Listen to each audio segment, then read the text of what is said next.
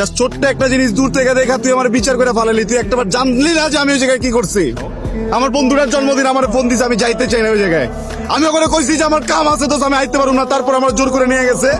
আমি যাওয়ার আগে করে কইছি পর্যন্ত যে আমি কোনো কিছু খাইতে পারুম না, কারণ আমি মায়ের ছুঁয়া কসম খাইছি। আর তুই দূর থেকে দেখে আমার বিচার করে ফেলালি না? হ্যাঁ, আসলে সমস্যাটা তোরে তো একাদশ দিয়ে লাভ নেই, মানে তগই সমস্যা এটা।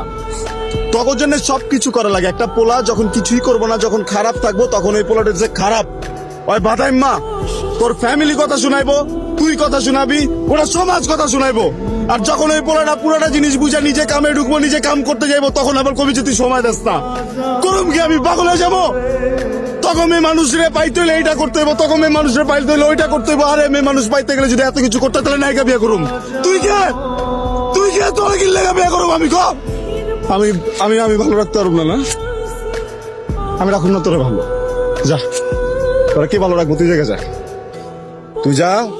তোরা যে ভালো রাখবো, যে জায়গায় ভালো থাকবি, ওই জায়গায় তুই ভালো থাকবি। আর তুই যদি না যেতে পারোস না, আমি তো ট্যাং টুং সব ভাই গেলাম এবার। এই চেহারা তো কোনোদিন দেখোস না, তাই না? আজকে থেকে দেখে রাখ, তুই যা।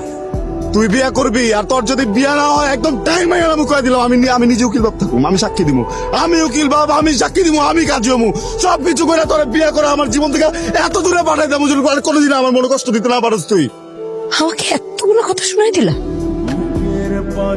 একটা কথা মনে রাখো, এই যে আমি এখন তোমার থেকে চলে যাবো না, আমি আর জীবনও ঘুরতো যারা থাকবো জীবনে। যা, তুই কি ভাবছিস আমি চেষ্টা তোর পা ধরে ধরে নিয়ে আসবো? তুই যা, আমিও যাবো না তোরা কোনোদিন নিয়ে আসতে। তুই যা।